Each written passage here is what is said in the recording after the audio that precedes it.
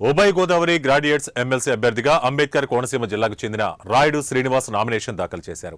ఈ సందర్భంగా ఆయన మాట్లాడుతూ అధికారంలోకి వచ్చిన పార్టీలు అధికారం చేపట్టిన తర్వాత ఎన్నికల సమయంలో ఇచ్చిన హామీలను అమలు చేయకపోయినా తగు చర్యలు చేపట్టే విధంగా గవర్నర్కు విస్తృత అధికారాలు ఇవ్వాలన్నారు.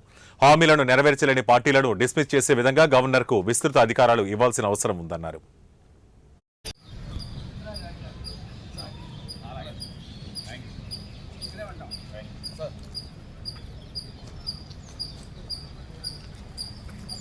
రాయుడు శ్రీనివాస్ హైకోర్ట్ ఆఫ్ తెలంగాణలో ప్రాక్టీస్ చేస్తున్నాను అడ్వకేట్గా. ఈ రోజున సమాజంలోని ఎన్ని రాజకీయ పార్టీలు వచ్చినా కానీ హామీలు ఇస్తున్నారు తప్ప వాళ్ళు ఏ విధమైనటువంటి హామీలు నెరవేర్చట్లేదు. ఈ రోజున నిరుద్యోగుల తరఫున నేను నామినేషన్ చేస్తున్నాను. ఇక్కడికి వచ్చే ప్రధాన ఉద్దేశం ఏంటంటే, ఎమ్మెల్సీగా చేసే ఉద్దేశం ఏంటంటే, రాష్ట్రంలో నిరుద్యోగ యువత చాలా దారుణమైన పరిస్థితిలో ఉంది. మీరు మన విలేజ్ నుంచి సిటీల నుంచి కూడా హైదరాబాదు, బెంగళూరు, చెన్నై నగరాలకి జనాలు వలసపోతున్నారు. ఇక్కడ ఏ ప్రభుత్వం వచ్చినా నిరుద్యోగులు పట్టించుకోవట్లేదు.